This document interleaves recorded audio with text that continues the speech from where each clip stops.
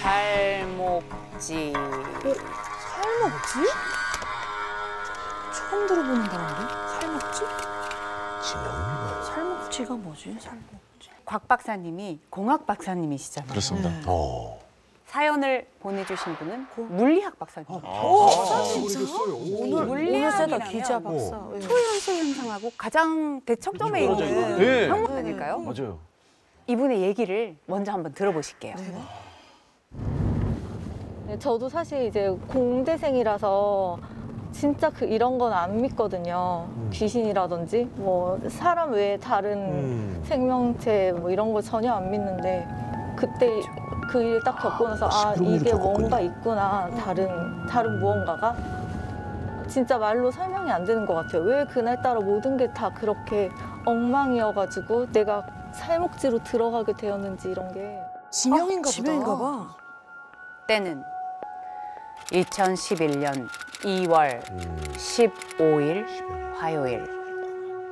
야근을 마친 지희 씨가 직접 차를 몰아 퇴근을 하던 길이었어요.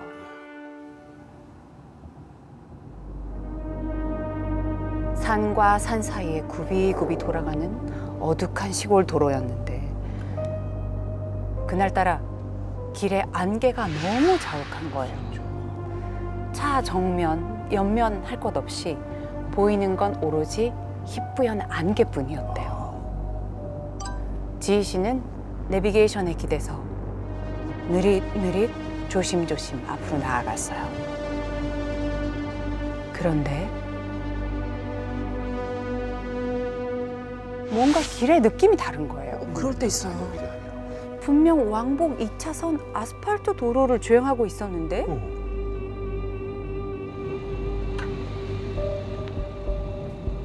어느 순간 좁다란 흙길로 길이 바뀐 겁니다. 잘못 들었나 보다. 분명 내비게이션 상으로는 맞는 길을 가고 있었어요. 너무 이상했죠. 그러던 그때였어요. 잠시 후 좌회전입니다. 내비?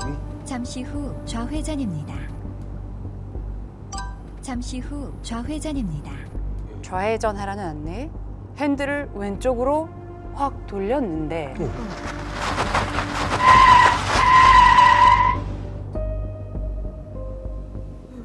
뭐가 보였나? 차 바로 앞에 누가 있어? 새까만 물이 찰랑거린다. 우와! 차였네. 큰일 날 뻔했다. 끊어진 길의 바로 앞은 수심을 알 수 없는 깊고 까만 저수지였던 거예요. 그런 경우가 종류가 있어. 사방엔 불빛 하나도 없고 그러니까.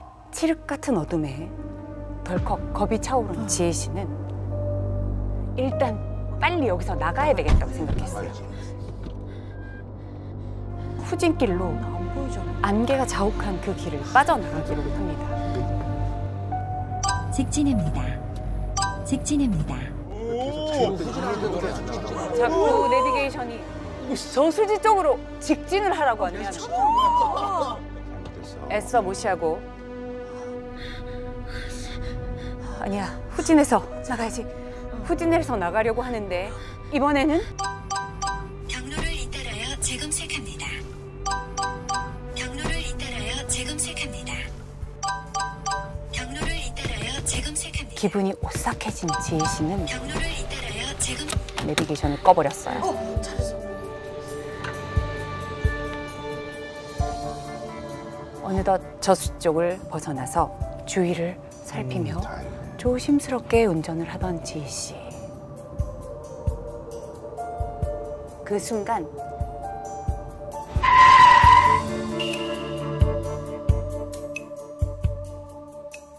지희 씨는 놀란 가슴을 진정시키면서 주변을 둘러봤죠.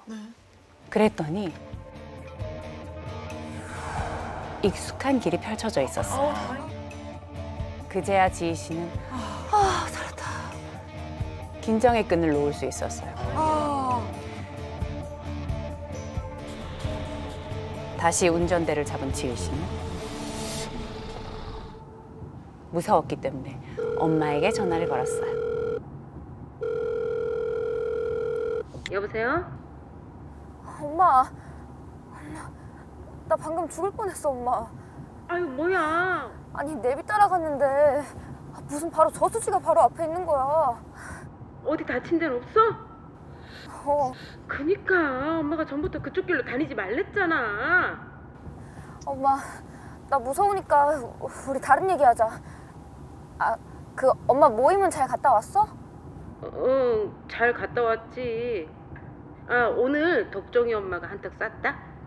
덕종이가 첫 월급 탔다고 용돈을 줬대나 뭐래나 아주 얼마나 신나하던지. 순간 지희 씨는 머리가 핑 도는 기분이었어요. 이거 왜? 엄마, 무슨 소리야? 덕종이 엄마라니. 덕종이 엄마 3년 전에 돌아가셨잖아. 이거 사연 뭐야? 그러자 엄마가 갑자기 아무 말도 안 하는데 엄마가 아니야? 엄마, 핸드폰 화면 속 통화 시간은 계속 흘러가는데 어색하고 무거운 침묵만이 이어지고 있었죠. 뭐야?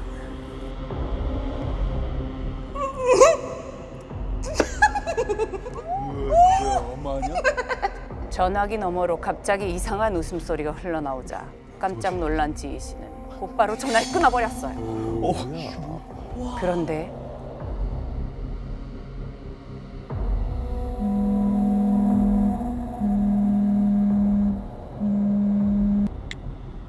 엄마, 전화에서 이상한 소리가 들리네. 무슨 일 있어? 왜 내비대로 안 갔어?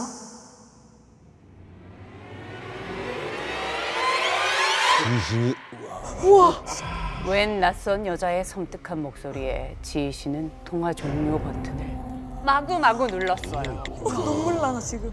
왜 내비대로 가지 않았냐니. 내비대로 갔다간 저수지에 빠져 그렇지. 죽으라는 건데. 그런데 엄마 번호로 다시 전화가 걸려오는 것. 지희 씨는 전화를 받아서는 안 되겠다는 생각에 수신 거부를 하려고 하는데 핸드폰 상단에 서비스 불가 표시가 떠 있는 거예요. 요즘 그런 데 없는데. 근데 어떻게 전화가 와?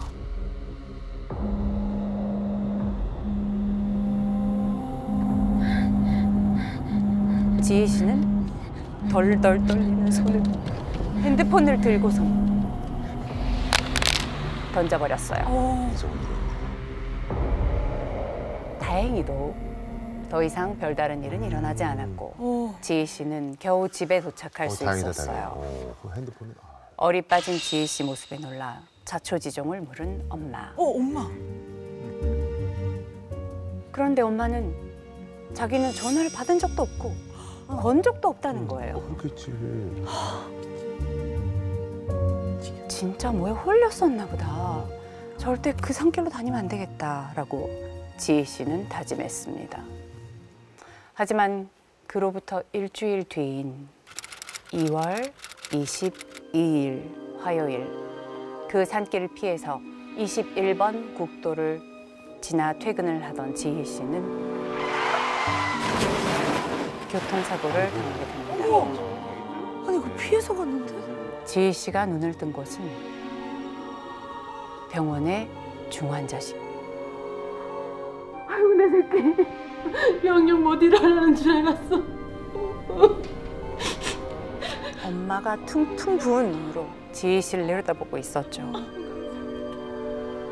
엄마 말이 지희 씨가 이틀째 혼수 상태였다고 하는 거예요.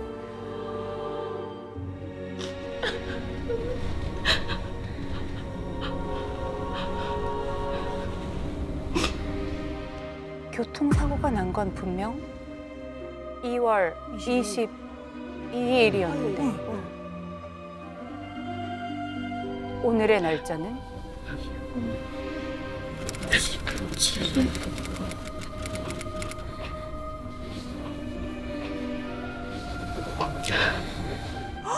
뭐야? 이상하네? 왜 시간이 거꾸로 갔지?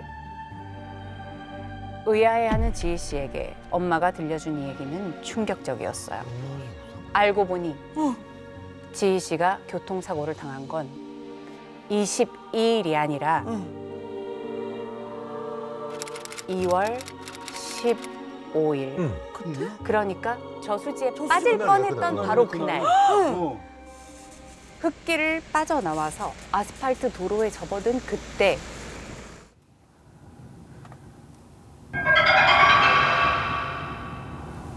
왜 내비대로 안 갔어?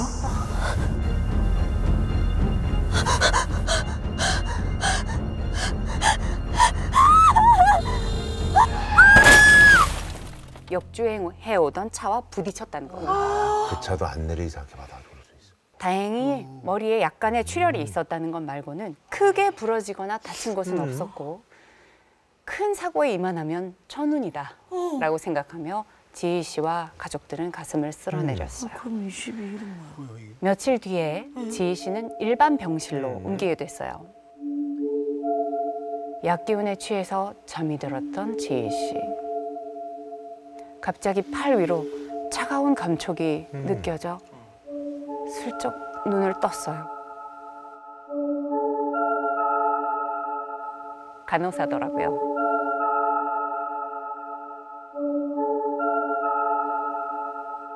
좀 이상한 게요. 아무것도 안 하고 침대 옆에 가만히 서 있는 느낌인 거예요. 고개를 살짝 들어서 간호사가 서 있는 쪽을 내려다봤어요. 살점이 썩어 들어가 거무튀튀한 색을 띤 맨발의 발은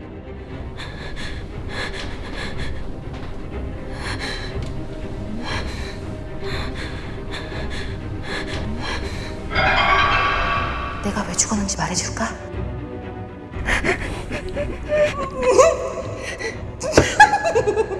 그 목소리는 저수지에 빠질 뻔했던 그날 전화기 너머에서 들렸던 그 여자. 우와. 바로 그 여자 목소리였어요. 너무 강력하다.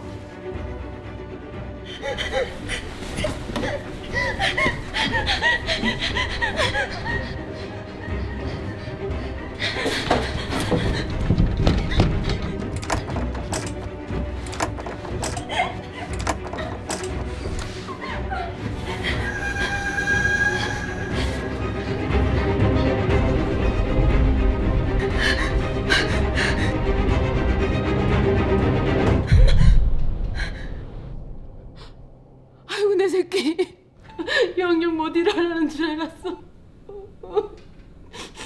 괜찮아? 그 옆엔 엄마가 또 퉁퉁 부은 눈으로 지희 씨를 바라보고 있었죠. 뭐야 이거? 그런데 뭔가 이상했어요. 지희 씨가 눈을 뜬 곳은 다시 중환자실. 의아한 마음에 이리저리 주변을 살피는데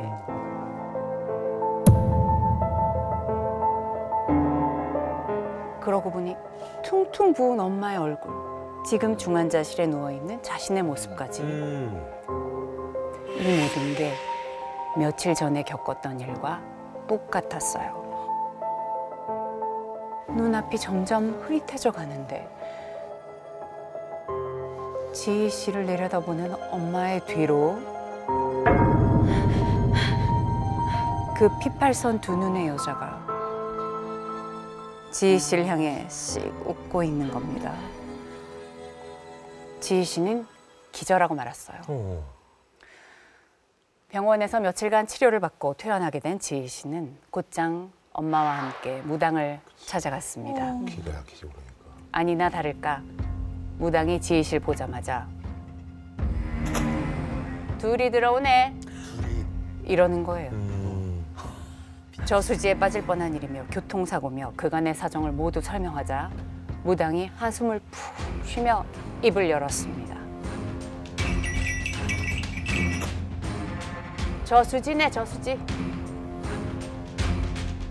거기서 여자가 붙었어.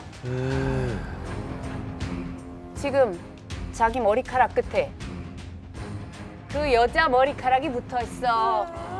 무슨 말이야?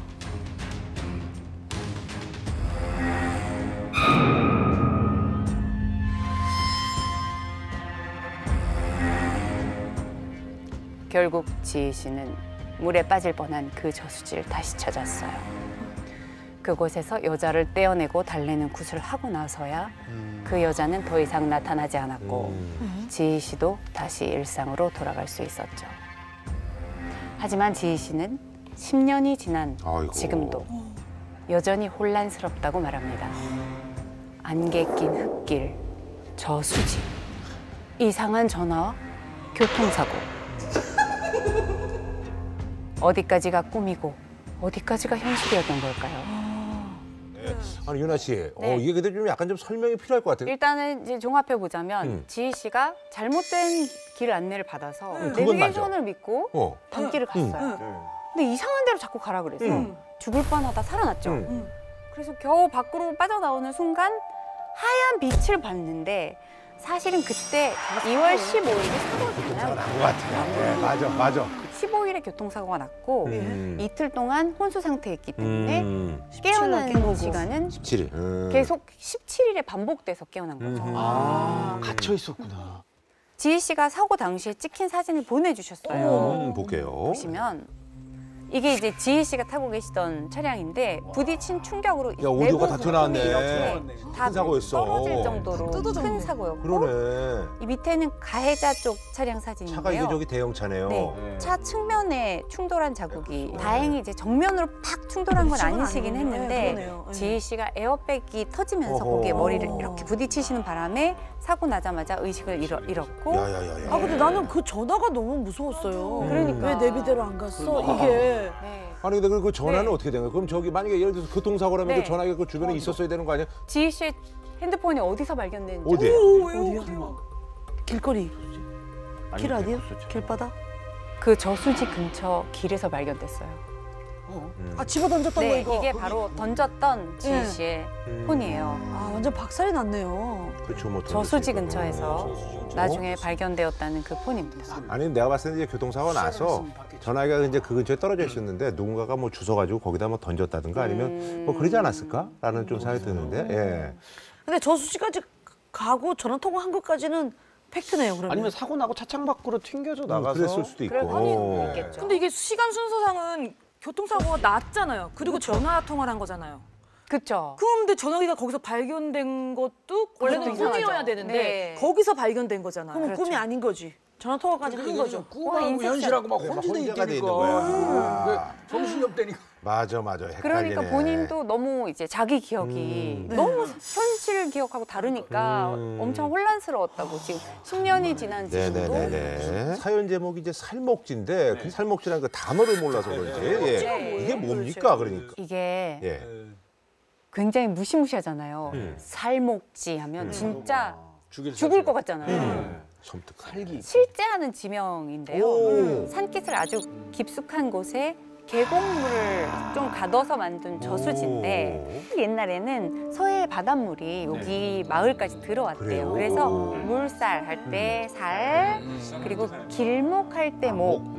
그래서 바닷물살이 드나드는 길목이다 해서 살목이라는 이름이 붙었다는데 그리고 어쨌든 이 살목지를 다니는 낚시꾼들 사이에서는 그 살이 사실은 한자 주로 죽일 살이다 떠도는 이야기가 많고 여기서 사람이 많이 죽었다라고 말씀을 하시더라고요. 사실 여러분들 저는 초반에 눈치를 챘었거든요. 살목지 이거 기억 안 나십니까 다들?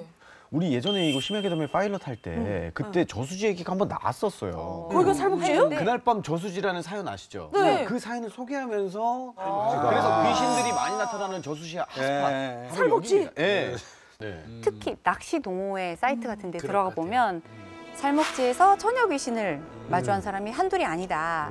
밤 낚시하다가 차에서 잠들었는데 젊은 여자 귀신이 옆에서 쳐다보고 있었다는 얘기도 있고 또 어떤 낚시꾼은 친구랑 좀 멀찌감치 떨어져 앉아서 밤 낚시를 하고 있었는데 한참 의자에 앉아서 입질 오길 기다리고 있던 친구가 갑자기 일어나서는 물속으로 들어가더래요. 놀라서 야 뭐야 그러고 봤더니 친구가 아니라 긴 생머리에 흰 원피스를 입은 여자였다는 거예요. 으스스한 곳이군요. 네. 지희 씨와 함께 기이한 일을 겪은 그 길로 찾아가 봤습니다. 밑에 물 아니에요? 이거 봐, 이게 지희 씨가 왔다는 그 네, 흙길인 거예요, 여기가. 아니 그러니까 이게 저기죠. 이제 뭐 그 전에 비가 왔든지 뭐가 왔든지 되게 길이 안 좋네. 비포장이고 되게 좁고. 진짜 여기였어요. 이게 지희 씨 목소리네. 확실해요. 아니 길 왜 이렇게 위험하게 만들었대? 근데 이거 길이 진짜 무섭다. 검은색이 뭔가 약간 일렁일렁 해가지고 그때 여기 저수지 아닌가? 그러고 급하게 후진해가지고 제가 후진을 하니까 잘못된 경로입니다. 직진하세요. 이렇게 계속 반복하길래 너무 무섭더라고요. 그 순간에. 저기 혹시 소나무 하나 큰 거 서 있는 거 혹시 보이실까요? 네네네. 보이네. 저 위에. 예. 여기 와서 이제 제를 지냈어요. 이제 제 지내고 막 이러니까 마을 사람들이 그치. 구경을 하러 온 거예요. 저도 그분들한테 처음 들은 얘기였어요. 그 마을에 예전에 살던 여성분이 저기 있는 저 소나무 중에 하나에다가 목을 맸다고. 저는 그 이후에도 막 가끔씩 컨디션 되게 안 좋거나 뭐 그럴 경우에 헛거를 봐요. 그때부터. 원래 그 전까지는 한 번도 본 적이 없었는데 이것 때문에 이제 뭐 심리치료도 받아보고 대학병원 가서 뇌 CT, MRI 뭐 다 찍어보고 했는데 아무 문제가 없대요. 그러니까 저는 이제 이게 내가 마음의 병인가? 이래서 뭐 심리치료도 다녀봤는데 이게 뭐 약 먹고 한다고 해서 나서지는 건 아니더라고요. 살목지 2. 또 있는 거예요, 얘기가? 그때 그 살목지 사연을 보냈던 바로 그분이 최근에 저희 심야괴담으로 다시 연락을 주셨어요. 아니 뭐 또 무슨 일이 일어났나? 왜 그런 거예요? 제보자의 이야기를 들어볼게요.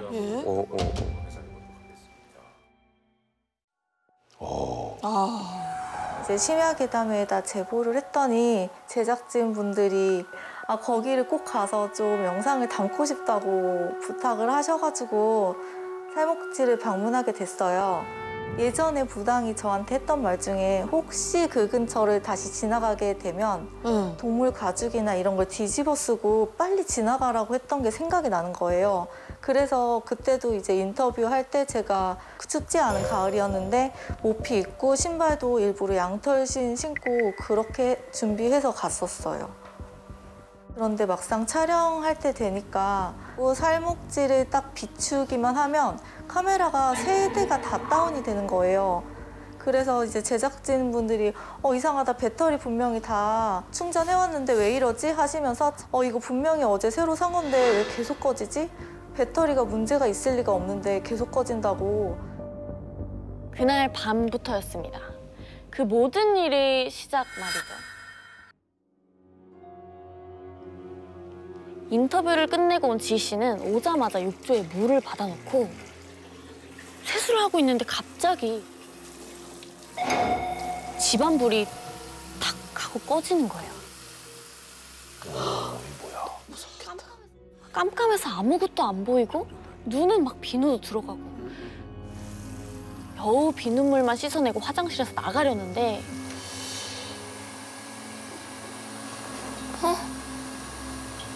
전기 나갔는데?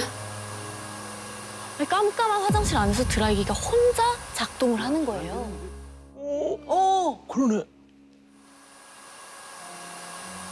일단 저거부터 끄자 하고 드라이기 쪽으로 손을 뻗는데 가만히 있던 드라이기가 갑자기 물이 담긴 욕조로 빠져버렸어요. 그냥 만졌다간 감전돼서 죽을 수도 있잖아요. 위험하겠다 싶었던 지희 씨는 얼른 화장실에서 나왔죠. 근데 그 순간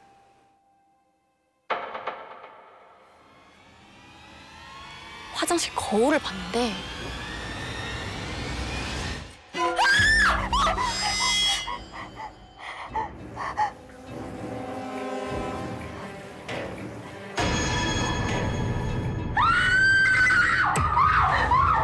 거울에 비친 지희 씨가 우뚝 서서 자신을 노려보고 있었어요.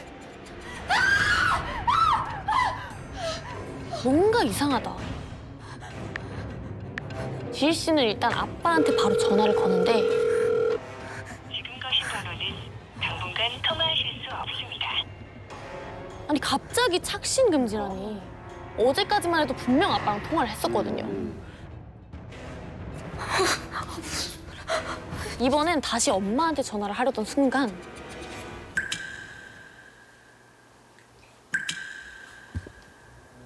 뭐지? 무슨 소리야?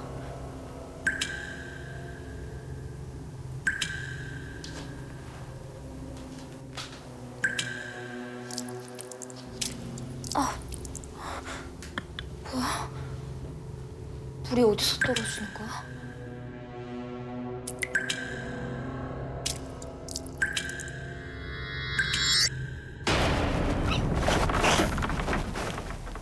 내가 왜 죽었는지 알려줄까?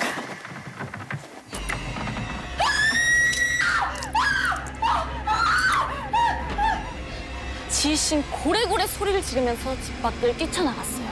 곧바로 근처 친구 집으로 도망쳐갔죠. 그 뒤로 더 끔찍한 일들이 벌어지기 시작했습니다. 친구네 집에서 이제 자고 그 다음날 아침에 출근하기 위해서 나왔는데 차가 본넷도 다 찌그러져 있고 완전 박살이 난 거예요. 어? 이거 너무 심하게 박살났다, 이건. 이거는 아예 사고가 이럴 수가 있나? 그거 딱 보는 순간 진짜 완전 꼬리뼈부터 머리끝까지 소름이 쫙 돋아요, 정말로. 무릎에 진짜 힘이 쭉 빠지더라고요. 이제 그때부터 이상한 일이 벌어지기 시작한 거예요. 부모님이 차 사고를 났다고 연락이 온 거예요.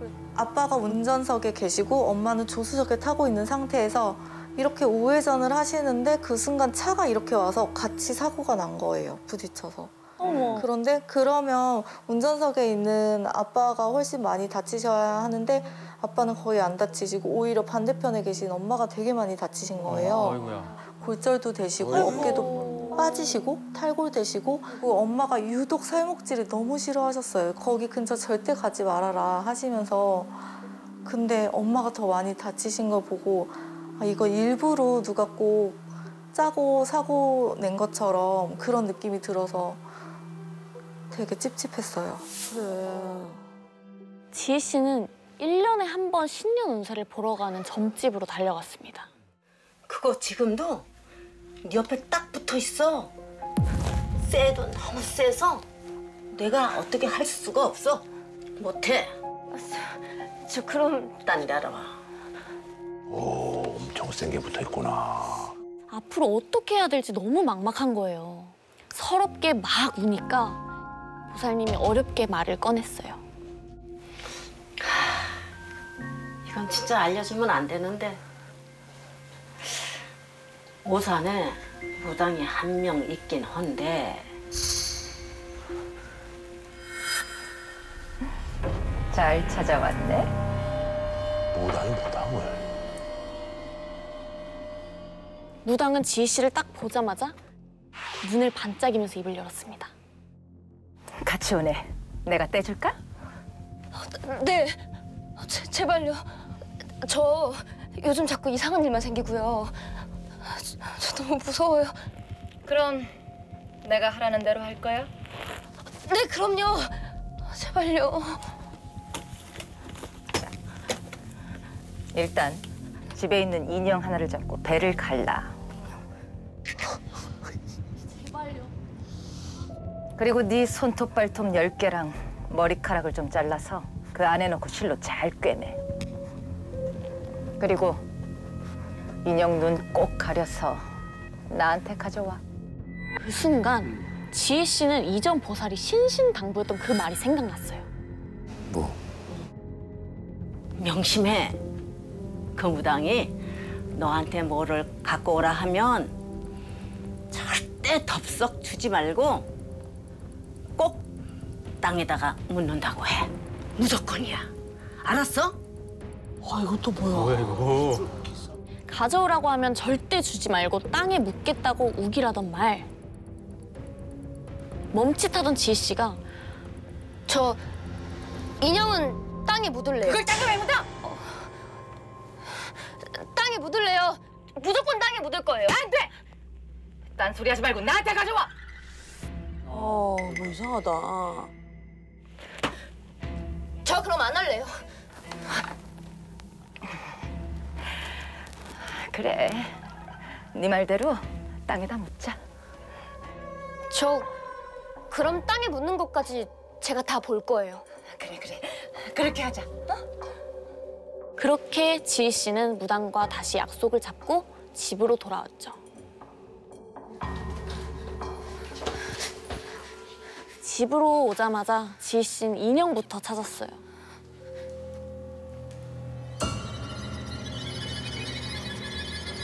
지희 씨는 더 조급해져서 인형을 빨리 가지고 무당에게 가자 싶었죠.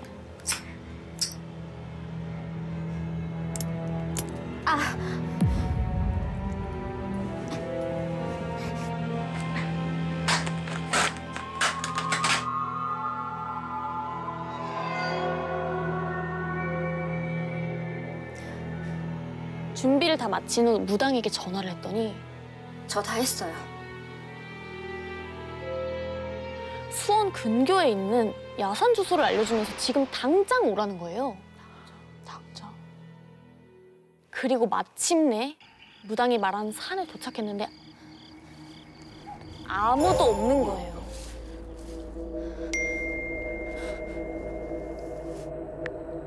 등산길을 따라 10분만 올라와. 미리 와서 준비하고 있으니 빨리 와. 바로 그 무당이었어요. 그걸 어떻게 혼자 올라가?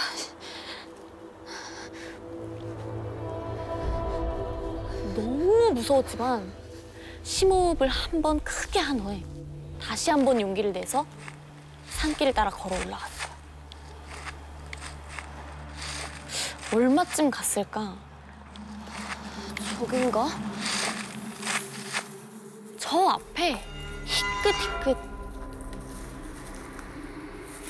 천 같은 게 흩날리고 있는 거예요. 저게 뭐지? 자연스럽게 그쪽으로 걸어갔어요. 저긴가?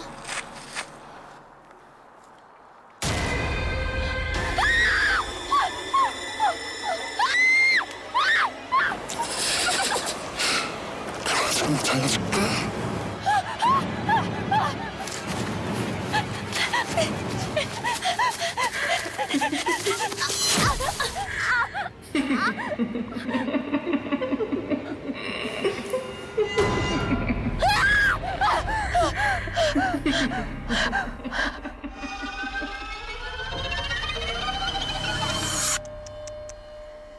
정말 딱 달라붙었네.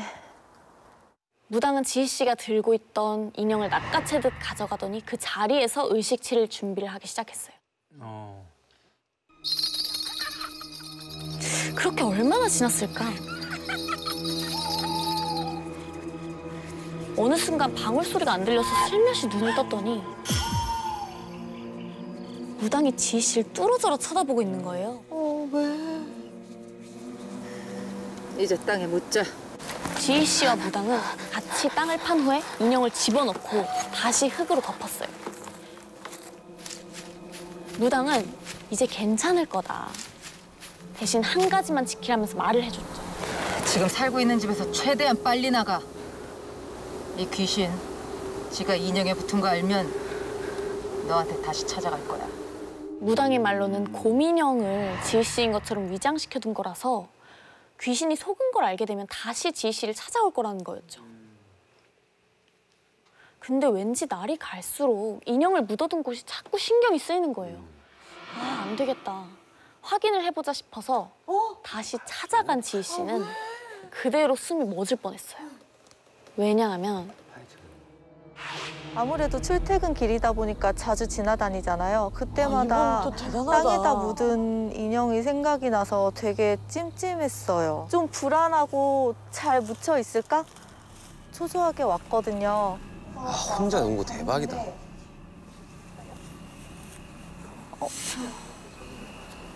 잠시만요. 제가 지금 왜? 요 산소로 올라가면 안 되고 이쪽, 네, 저쪽이에요. 저 나무 아래거든요. 실체는 있는 거야? 왜 이렇게 무서워 또 저기. 설마 아니겠지. 설마 아닐 거야. 아닐 거야 하면서 와서 봤는데 뭐가? 그냥 여기가 이렇게 텅 비어 있는 걸 보고 정말 너무 놀래서 어머. 정말 너무 놀래서 우선은 같이 묻었던 무당한테 전화를 했죠. 없는 전화라고 뜨는 거예요. 지금 거신 번호는 없는 번호라고 떠서 그래서 당장 바로 찾으러 갔죠. 그랬더니 그 사이에 무당집이 없어졌어요. 이게 실화야? 뭐야? 뭔 일이야? 혼자 초조해하던 지희 씨는 그 무당을 소개시켜줬던 보살님이 생각해서 연락을 했어요. 여보세요? 보살님, 저 어떡해요? 왜 그래? 아니, 그 무당이 사라졌어요. 그 시키신 대로 인형도 땅에 묻었는데 인형도 같이 사라졌어요. 저 어떡해요? 가져갔나 보네. 네? 사실 그 무당 악귀를 모시는 무당이야. 악귀요? 이어지는 보살님의 말은 더 충격적이었습니다. 그 무당이 자기의 염력을 키우려고 기운이 센 악귀들만 찾는다는 거예요. 지희 씨한테 붙은 살목쥐 귀신도 흔쾌히 떼갈 것 같아서 그 무당을 알려준 거였대요. 대신 무당이 살목쥐 귀신의 힘을 이용하지 못하도록 인형을 반드시 땅에 묻으라고 했었던 거고요. 보살님은 그 무당은 지금 귀신을 훔쳐서 도망갔지만 뜻대로 일이 잘 안 풀리면 다시 연락을 해올 수도 있다며 그땐 받아주지 말라고 신신당부를 했어요. 그 후로 정말 지희 씨한텐 몇 날 며칠 모르는 번호로 계속 전화가 왔어요. 업무 연락으로 착각하고 받아버린 그때 여보세요? 지희 씨? 휴대폰 너머로 들리는 그 목소린 지희 씨한테 붙어있던 귀신을 가지고 달아난 그 무당이었습니다. 저 아니에요. 저 잘못 꼬셨습니다. 아니긴 뭘 아니야? 목소리가 딱 넌데. 저기 있잖아. 네 머리카락 좀 얻을 수 있을까? 아니라고요. 잘못 꼬셨다고요. 내가 돈 많이 줄게. 지희 씨. 끊고 나서 곧바로 그 번호를 차단해버렸죠. 이렇게 이야기는 끝이 났어요.